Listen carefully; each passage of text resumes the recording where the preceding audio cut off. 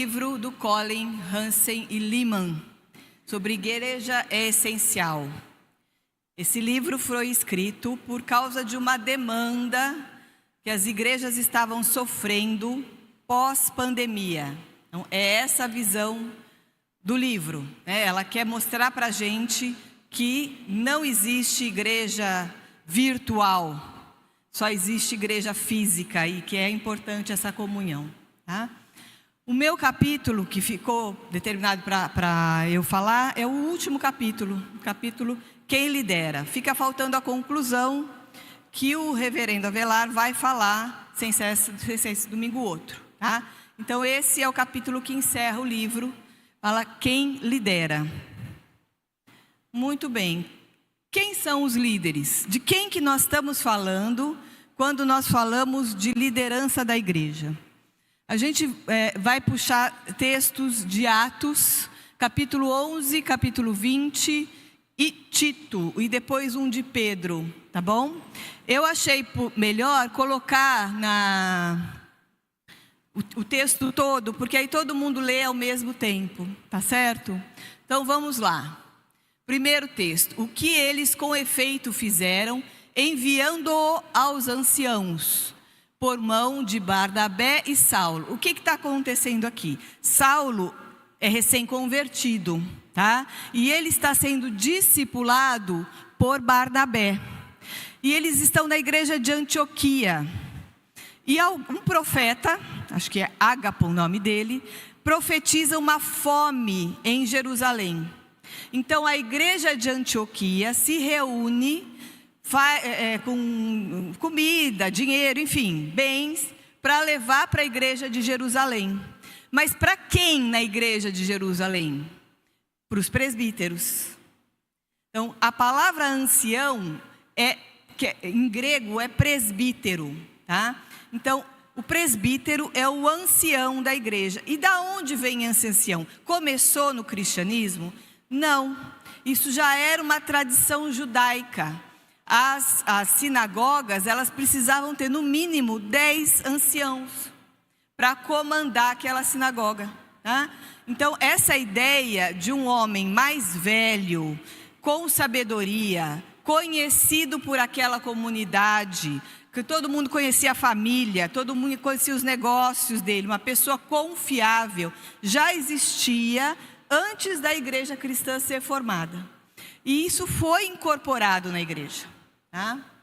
Outro texto, ali em Atos 20, aqui é outra situação. Aqui Paulo já está no seu ministério, isso aqui é o fim da segunda viagem dele. Ele está em Mileto, ele não pode ir para Éfeso, porque teve muita confusão em Éfeso. Então ele manda chamar, olha, de Mileto mandou a Éfeso a chamar os anciãos, de novo, no grego, presbíteros da igreja. Aí, isso é Atos 17, então ele manda chamar. De 17 a 28, é Paulo dando testemunho do seu trabalho, do que ele fez, do que ele espera que esses anciãos façam. E no final, ele fala assim: olhai, pois, por vós e por todo o rebanho, sobre o que o Espírito Santo vos constituiu, bispos, episcopos. Bispo é uma corruptela da palavra episcopo, tá? Então assim, é o mesmo diálogo. Então Paulo manda chamar os presbíteros, e no versículo 28 ele está falando com os bispos? Não. Nesse contexto aqui, presbíteros e episcopos são a mesma coisa. Eles podem ter alguma função diferente, mas eles são a mesma coisa, tá bom? Outro texto, que é o texto de Paulo escrevendo para Tito. Por essa causa te deixei em Creta. Quem deixou? Paulo deixou quem? Tito, em Creta, para que pusesses em boa ordem as coisas que ainda restam. De cidade em cidade estabelecesse presbíteros. Então Tito é ordenado que ele estabeleça presbíteros naquelas cidades para poder organizar as igrejas, tá? Como te mandei. Aí ele vai falar das qualidades. Aquele que for irrepreensível, marido de uma só mulher, que tenha filhos fiéis, que não possam ser acusados de dissolução. Então, Perceba, é Paulo quem organiza a igreja dessa maneira. O outro texto, ali em Tito, continuando, né? Porque convém que o bispo, então ele está falando com Tito, está falando de presbítero, está falando de Tito, está falando de bispo, está falando de Tito, tá certo? Tem que ser irrepreensível também. Então, são categorias iguais, tá? Tito e Pedro, eu já falei de Tito, eu vou falar de Pedro, também eram bispos e presbíteros. Olha só, lá em 1 Pedro 5:2. Aos presbíteros que estão entre vós, admoesto eu, que sou também presbítero, com eles e testemunha das aflições de Cristo e participante da glória que se há de revelar. Então, assim, e depois a gente sabe, por historiadores do primeiro século, e principalmente por Eusébio de Cesareia, no terceiro século, que Pedro foi bispo em Antioquia. Tá? Então ele era presbítero e ele era bispo. Nesse comecinho, é tudo a mesma coisa. Qual que é a diferença? O episcopo, o que quer dizer episcopo? Quer dizer, a mesma coisa, presbítero quer dizer ancião, né? O episcopo é aquele que supervisiona, tá? Então dá uma ideia de quem olha mais do alto, faz a supervisão. Mas ele é um presbítero, tá certo? Então quais eram as funções desses líderes? Era pastorear é cuidar, né? A figura do pastor que cuida da ovelha, que não deixa ela fugir, que afasta o predador, que cuida das suas feridas. Essa é a função do pastor. Vigiar e supervisionar, aí sim relacionada à palavra episcopo. E é ser fonte de decisão num conselho e num julgamento, que são os anciãos, tá? O outro texto a gente já leu, mas é só para lembrar da figura do bispo, tá? Então, já sabemos quem são os líderes e quando eles foram chamados, né? Então, muito bem. E qual que é o trabalho do líder? Vamos lá. Qual que é o trabalho deles? O livro, ele coloca como o discipulado. É um programa de discipulado de Jesus, tá? Então, seria o trabalho dos líderes, mais o trabalho dos membros, que vão levar a um discipulado. O que é discipulado? Palavra que a gente usa muito e às vezes não sabe direito o que é. Discipulado é um processo de aprendizagem, tá? Então, na igreja, o discipulado é a aprendizagem que visa a seguir e obedecer a Jesus Cristo. Então, o trabalho dos líderes com o trabalho dos membros visa obedecer e seguir a Jesus Cristo. Beleza? Aonde que eu tenho isso muito bem descrito? Tenho isso muito bem descrito lá no livro de Efésios, capítulo 4. Paulo começa esse capítulo falando da graça que Jesus Cristo derrama na sua igreja. E ele derrama, não é igual, não é socialista a graça. A graça é porções diferentes para cada um, né? Então vamos ler esse texto. E ele mesmo, quem é ele? Quem é esse ele? Jesus Cristo. Ele mesmo deu uns para apóstolos, outros para profetas, outros para evangelistas, outros para pastores e doutores. Então perceba que a bênção, a graça de Deus é distribuída diferente, porque cada um desses tem funções diferentes, tá? E por que Jesus Cristo faz isso? Aí, qual que é a ideia de Deus colocando essas pessoas nas igrejas? Ele quer o aperfeiçoamento dos santos. Então ele quer que nós passamos por um processo de aperfeiçoamento. Para quê? Para a obra do ministério. Gente, o que é ministério? Ministério. Eu sou ministra da palavra, eu sou ministra do louvor, eu sou ministro da... O que é ministro? O ministro é o servo, o cara serve. Eu sou ministro da palavra, eu sirvo pregando a palavra. Eu sou ministro do louvor, eu sirvo, tá? Então essa é a ideia revolucionária de Jesus Cristo. É serviço. Quem trabalha na igreja, serve, tá? Então, para a obra do serviço e para a edificação do corpo de Cristo. Então, é para isso que Deus nos deu essas pessoas. Até quando? Até quando que nós vamos viver nesse processo? Até que todos cheguemos à unidade da fé. Até que todos estejamos numa só fé, que é o que ele fala no começo do capítulo 4. Uma só fé, uma só esperança, um só corpo, um só Salvador, certo? Até que cheguemos à unidade da fé, ao conhecimento do Filho de Deus, a homem perfeito e à medida da estatura completa de Cristo. Quando que é que isso acaba? Só quando a gente for embora. Só quando Jesus chamar. Paulo é perfeito quando ele fala assim, né? Até que cheguemos à unidade da fé e ao conhecimento do Filho de Deus. E pode ter gente que fala assim, bom, eu cheguei. Cheguei ao conhecimento da fé, eu conheço o Filho de Deus. Mas aí tem uma vírgula e continua. A homem perfeito, à medida e estatura completa de Cristo. Quem levanta a mão para essa? Ninguém, né? Então, isto não acaba. A igreja, enquanto Jesus não vier buscar a sua noiva, a igreja está num constante processo de aperfeiçoamento e, portanto, precisa de líderes para isso. Versículo 14. Por que tudo isso? Por quê? Para que não sejamos mais meninos inconstantes. Quem tem menino em casa? Quem tem criança em casa? Sabe do que eu estou falando. Menino, menina, criança, não para. Você põe ele para assistir um filminho, depois você olha, ele está no brinquedinho, depois você olha, ele está abrindo a geladeira, depois você olha, chamou na janela, o menino está na janela, porque criança não para, não tem constância. Então, a ideia é essa, que a gente cresça, que a gente amadureça, que a gente tenha constância, firmeza, que a gente não seja levado em roda por todo o vento de doutrina. Então, beleza, aqui tem a igreja presbiteriana, tem essas características, mas a igreja fulana de tal, tem um ar-condicionado melhor, tem uma acústica melhor, então eu vou lá, vou escutar, escuto bobagem, mas acho que também serve.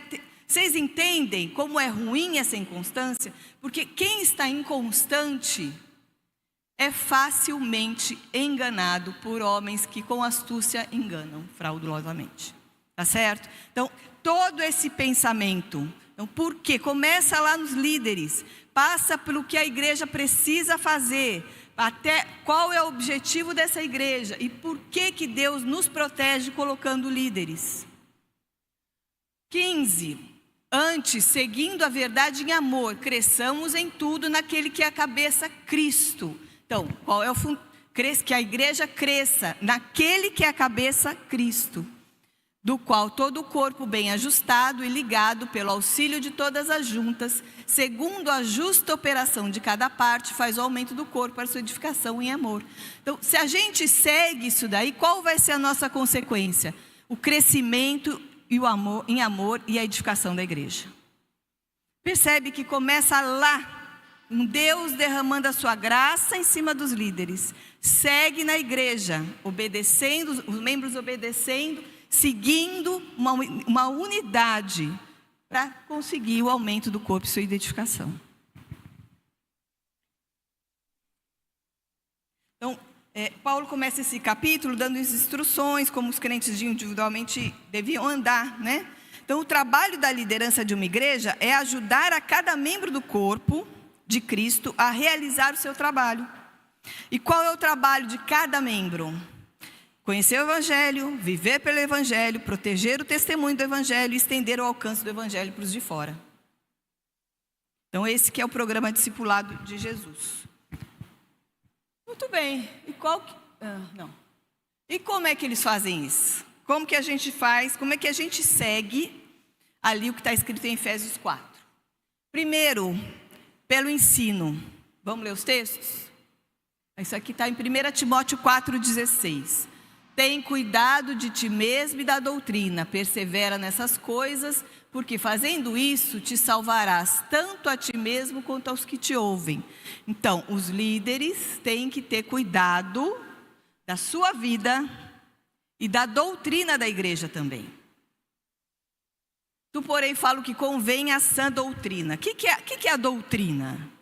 Doutrina é aquilo que a igreja professa como a sua fé. Tá certo? procura apresentar, aí vem, isso é Tito 2, versículo 1.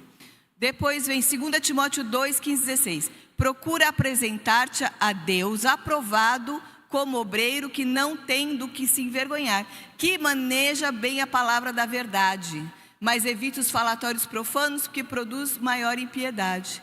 Então, assim, a gente não espera de um presbítero que ele saiba subir no púlpito e fazer um sermão que agrade milhares de pessoas. Não é essa a ideia. A ideia é de que quando eu estou angustiada, quando eu tenho dúvidas e eu me achego a um presbítero, este homem vai poder abrir a Bíblia e não falar bobagem. Fala coisas que a palavra estão falando. Então, é essa a ideia. Manejar bem a palavra não é encantar pessoas num púlpito. Manejar bem a palavra é quando ela se faz necessária. Na hora da angústia, vem uma palavra abençoadora. E ao servo do Senhor, então, veja bem, o ensino. Como é que é esse ensino? Ao servo do Senhor não convém contender, mas sim ser manso para com todos, apto para ensinar, sofredor, instruindo com mansidão os que resistem, a ver se porventura Deus lhes dará arrependimento para conhecerem a verdade e tornarem a despertar, desprendendo os laços do diabo em que a vontade deles estão presas. Então, veja bem, como que um líder deve instruir? Não é. É com mansidão. Por quê? Porque quem vai operar é Cristo no coração daquele homem. Não é a força de um presbítero que vai operar. Então, ele abre a palavra, ele expõe a palavra, mas é Deus quem opera o arrependimento. Então, é necessário que esse líder tenha consciência disso, senão vai ter muito conflito. Não é? Então, a obrigação dele é abrir a palavra e mostrar e admoestar, mas até o limite da mansidão.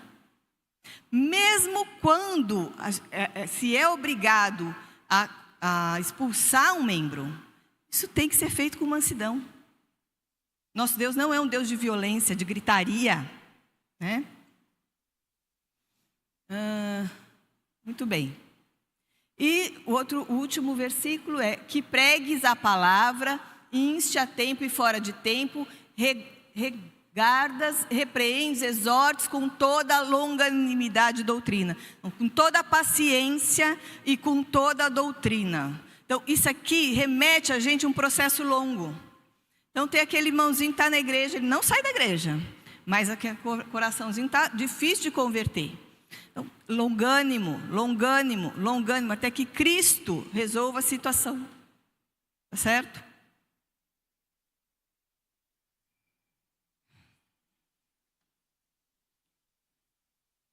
Como mais?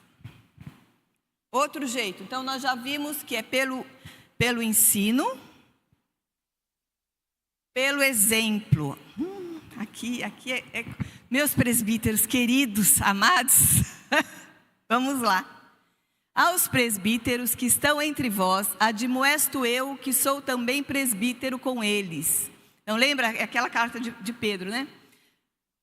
E testemunha das aflições de Cristo e participantes da glória que se há de revelar, apacentai o rebanho de Deus, que está entre vós, tendo cuidado deles, não por força, nós já falamos, mas voluntariamente, nem por torpe ganância, mas de ânimo pronto, nem como tendo domínio, novamente, quarteirada, vai fazer porque eu sou o presbítero, mas servindo de exemplo ao rebanho. Deus tenha misericórdia dos presbíteros, né? Servindo de exemplo ao rebanho. Outro texto: admoesto-vos, portanto, a que sejais meus imitadores. Isso é Paulo falando com os membros da igreja, né? com os presbíteros da igreja. Sejam meus imitadores, por essa causa vos mandei Timóteo, que é meu filho amado. Então, Timóteo era um imitador de Paulo, é para imitar Timóteo, que está imitando Paulo. Que é meu filho amado, fiel no Senhor, o qual vos levará os meus caminhos em Cristo, por toda parte, ensino em cada igreja. Então, assim, o presbítero Ele tem que ser capaz, o líder, né? Presbíteros, pastores, ele tem que ser capaz de falar para você assim: olha, meu irmão, olha para mim, olha para a minha vida, olha como eu trato a minha mulher, olha como eu trato meus filhos, olha como eu conduzo os meus negócios, olha como eu ajo no momento de aflição, de dor. Difícil, olha como eu sou generoso, olha como eu sou justo. Esse é o papel do presbítero. Eu procurei, eu não vi na igreja, na Bíblia, o presbítero se preocupando com coisas terreais, mas com isso, tá certo? Então, o livro que a gente está seguindo, ele fala que o trabalho de um presbítero é apresentar um estilo de vida que todo cristão possa seguir. Por isso que é bom ter vários tipos de presbítero. Tá? Tem o presbítero empresário, tem o presbítero funcionário público, tem o presbítero profissional liberal. E aí você olha para a vida desses homens e vê como que esses homens agem. Na hora do fracasso, da falência, porque acontece, na hora de uma dificuldade, na hora de estabelecer um problema de casamento. Essa é a ideia. Tá bom? Administrar conflitos. E como mais? Então, é pelo ensino, pelo exemplo e pelo caráter.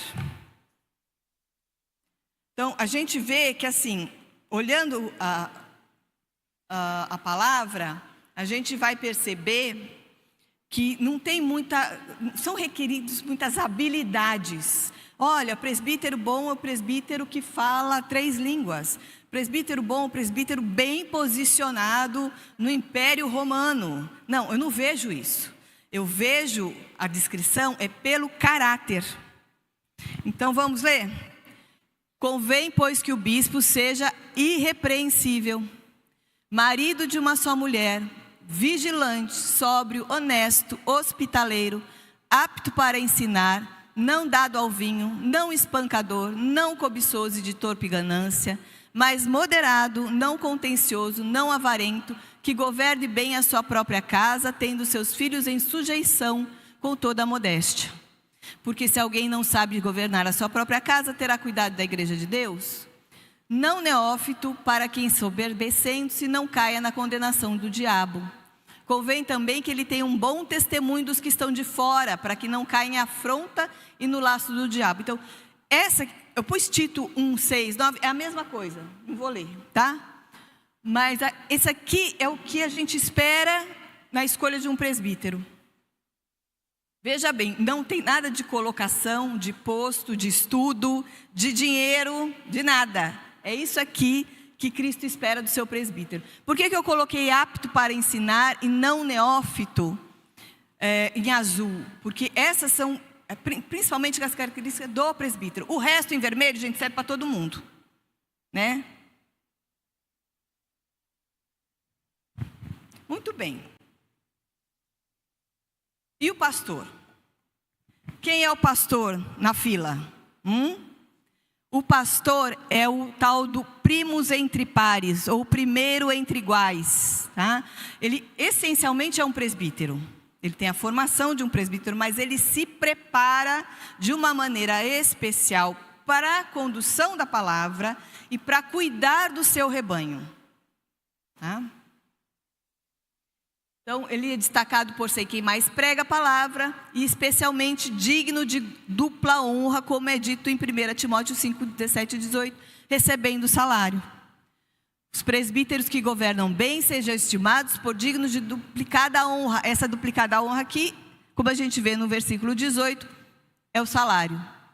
Principalmente os que trabalham na palavra e na doutrina. Então, por isso que a gente tem um pastor.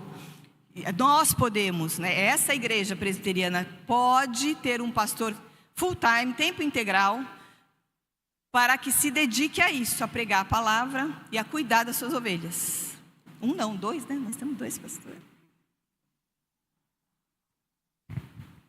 Tudo bem, gente? Alguém quer falar alguma coisa? Vamos seguir? Pode falar.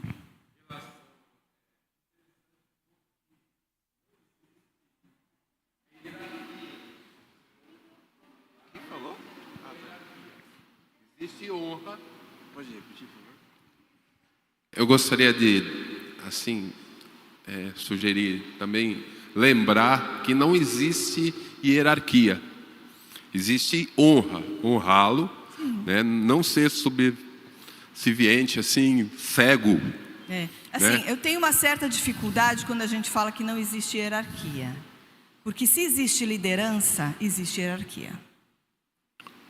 É uma liderança em amor, é uma liderança em cima da palavra. Mas se existe liderança, existe alguém que irá tomar uma decisão. E alguém que irá obedecer essa decisão. Exercer uma hierarquia dentro da palavra é diferente do que o mundo ensina. Sim. Né? É isso que eu gostaria de colocar. Porque às vezes a gente é cego àquilo, segue aquela pessoa, que muitas vezes na nossa doutrina, quando eu falo que devo ser obediente às autoridades, desde que elas sigam a palavra de Deus, aí entra... Neste texto de Paulo está subentendido isso. Para quem escreveu foi Paulo, ele não ia deixar de escrever isso. Então está subentendido que esses líderes estão obedecendo a palavra. Deixa eu concluir aqui. Então, a pluralidade de presbíteros tem as seguintes vantagens. Então, por que é importante? A gente já comentou isso mais atrás. Por que é importante nós termos vários tipos de presbíteros? Equilibra as fraquezas pastorais e acrescenta sabedoria ao pastor. Tá? Então, assim, é lógico que o pastor não é onisciente nem onipresente. Então, ele precisa de pessoas que o auxiliem, né? Ele desarma uma mentalidade, nós e ele, a congregação e o pastor. Então, nos momentos de conflito, isso pode gerar um problema grande. Então, os presbíteros estão ali para ajudar o pastor nisso também. Distribui a liderança da congregação. Então, se falta um, vem outro. A igreja não fica acéfala. É um exemplo de discipulado para as mulheres também. Então, a vida dos presbíteros também é um exemplo de discipulado para as mulheres. Muito bem. O livro... já falei isso aqui. O livro tem uma parte que ele quer falar sobre confiança. Tá? Por quê? Porque aquela igreja, a igreja das pessoas que escreveram esse livro, passaram por traumas muito grandes na pandemia. Então, a igreja se desestabilizou demais. Muitos líderes foram embora, líderes da igreja. Se o pastor falasse a favor da corrente política, ele era apedrejado. Se ele falasse contra, ele era apedrejado. Então, perdeu-se a confiança. A igreja quase foi para o brejo. Aquela igreja, aquela congregação. Então, ele dedica um tempo para falar do óleo da confiança. Então, é o óleo da confiança que faz com que a engrenagem da igreja siga. Tá? Mas assim, só funciona o óleo da confiança se a gente seguir aquilo que está escrito antes. Se eu olho no presbítero, se eu olho a vida desse presbítero, e eu tenho um exemplo a ser seguido. Lógico, eles não são perfeitos, eles falham, mas mesmo na falha, eu tenho que ver um homem de Deus agindo. Certo? Então, que essa confiança é muito importante. E que isso é o livro que coloca, tá? Eu tenho muito cuidado de falar isso, mas o livro coloca que caso haja algum problema nesse sentido, o problema tem que ser tratado e jamais escondido. Tá? Que o cristão deve procurar reconciliação. Tanto o membro procurar, quanto o presbítero procurar reconciliação. A reconciliação é sempre o melhor caminho.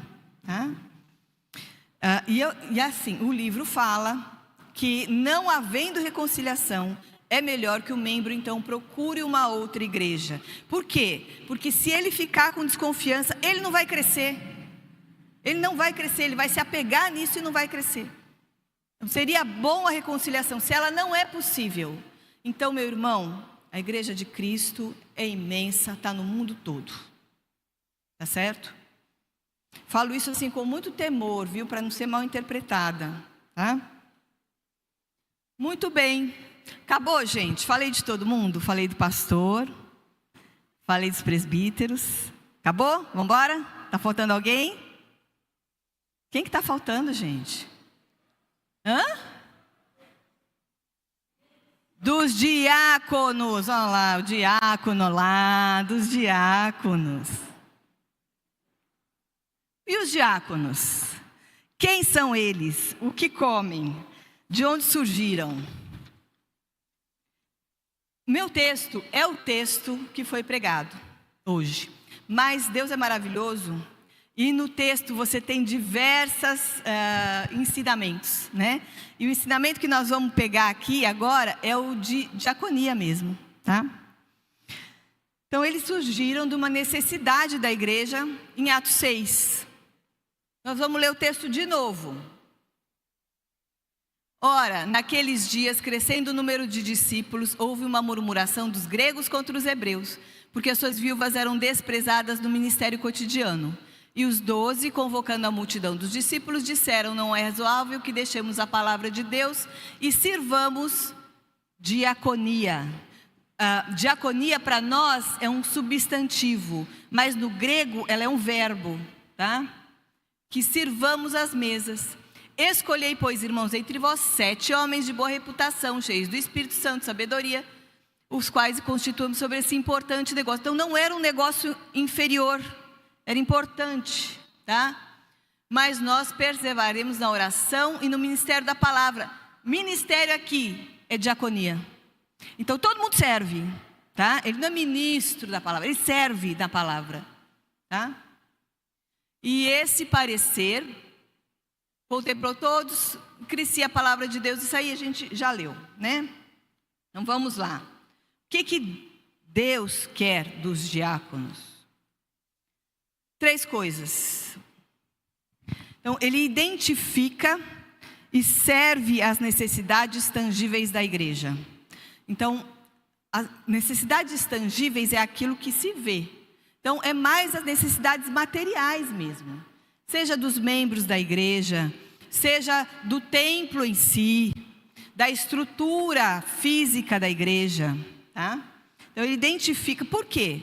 Porque essas necessidades que parecem tão ínfimas, espiritualmente, o que é espiritual é sempre superior ao que é material, mas elas têm uma importância muito grande, porque essas dificuldades, elas têm o poder de desestabilizar a igreja que está crescendo em direção a Cristo. Então, a função do diácono não é só deixar tudo arrumadinho. É que no deixando tudo arrumadinho, ele protege e promove a unidade da igreja. Então, quando você entra nesse templo e está tudo arrumadinho, você fala: eu cheguei para cultuar o meu Deus, está tudo em ordem. Por quê? Porque alguém lá atrás deixou tudo arrumadinho, pensando justamente na unidade da igreja e promover essa unidade. E com isso, qual é a consequência? Qual que é o terceiro nível do trabalho do diácono? É servir e apoiar o ministério. Então está tudo arrumadinho, a igreja está aqui de coração aberto, e agora o ministro da palavra, o servo da palavra, vem e prega a palavra. Então perceba que é uma engrenagem, é tudo junto, tá bom?